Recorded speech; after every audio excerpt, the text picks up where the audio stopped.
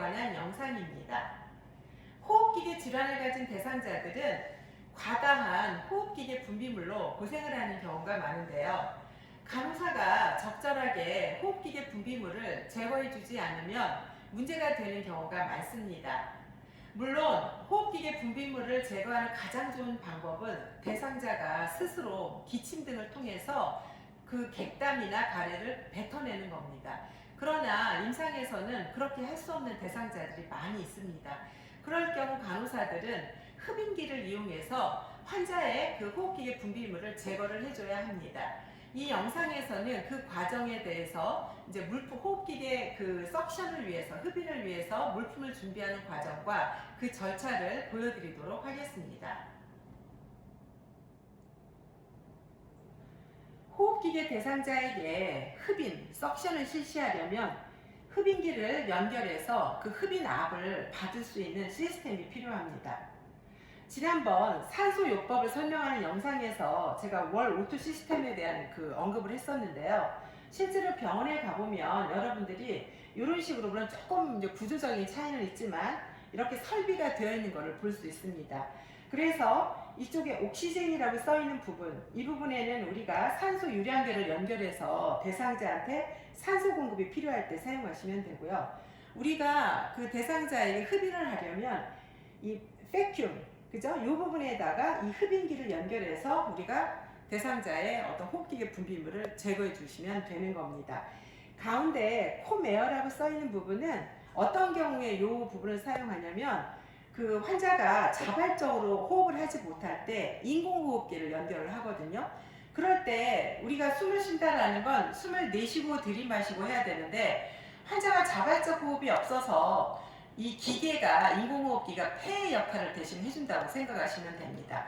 그러면 우리같이 건강한 사람은 대기 중에 공기를 들이마시지만 대상자는 할 수가 없잖아요. 그래서 이 메디컬 에어라고 해서 이 장치에서 대상자가 그 흡입하는, 그 흡기하는 공기를 제공해 주는 겁니다. 그래서 그 정도로 이 월 시스템에 대해서 이해하시면 되겠습니다. 자, 그러면 또 이제 한 가지 제가 이제 먼저 또 설명해 드리고 싶은 게, 제가 잠깐 요거를 오늘 하겠습니다. 보통 이제 병원에서도 이제 역시 이 석션기를 작동하면 시끄럽습니다. 기계 소음 때문에.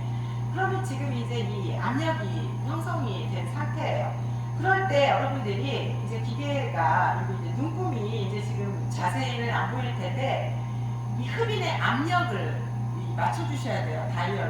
다이얼로 맞추시는데, 여러분이 실습 교재에 보면 나오지만 보통 성인인 경우에 이제 100에서 한 150 그 사이 정도의 압력으로 맞춰주시면 됩니다.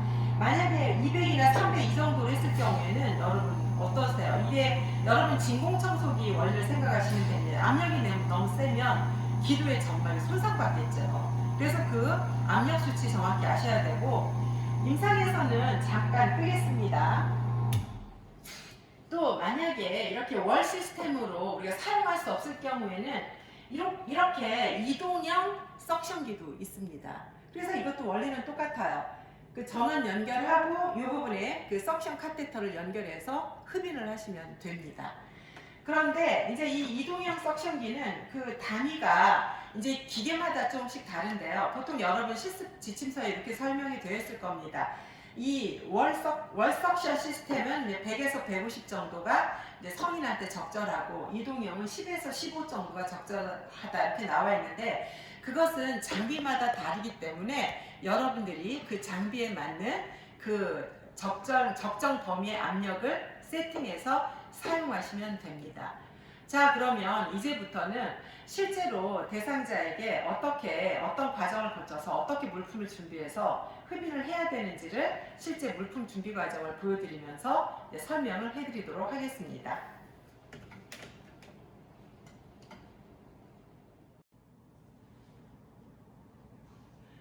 흡인을 위한 물품을 준비하기 전에 먼저 흡인의 그 종류에 대해서, 종류라고 하니까 좀 그런데 방법에 대해서 간단하게 언급을 좀 하도록 하겠습니다. 여러분들 기본과학 이론 교재에 보면 흡인을 이렇게 구분을 해놨을 거예요. 구강 인두 흡인, 비강 인두 흡인, 요거 한 가지, 그리고 구강 기관 흡인, 비강 기관 흡인, 요거 두 가지, 그 다음에 인공 기도를 삽입했을 경우, 트라키오스토미 튜브나 엔도트라키알 튜브를 삽입했을 경우 인공 기도 흡인, 이렇게 세 가지로 분류를 해놨을 겁니다. 이 부분에서 제가 언급하고 싶은 것은 이 분류는 이 석션 카테터의 끝이 어디까지 들어가냐에 따라서 이제 구분을 해놓은 겁니다. 그래서 구강 인두 흡인을 하던 아니면 이 트라키오스토미 튜브를 통한 흡인을 하던 철저한 무균법을 지키셔야 한다는 겁니다.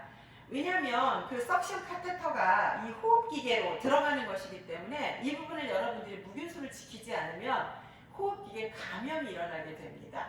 그래서 이 석션 과정에서는 철저한 무균술 준수가 중요하다는 점을 먼저 말씀드리고 시작하겠습니다.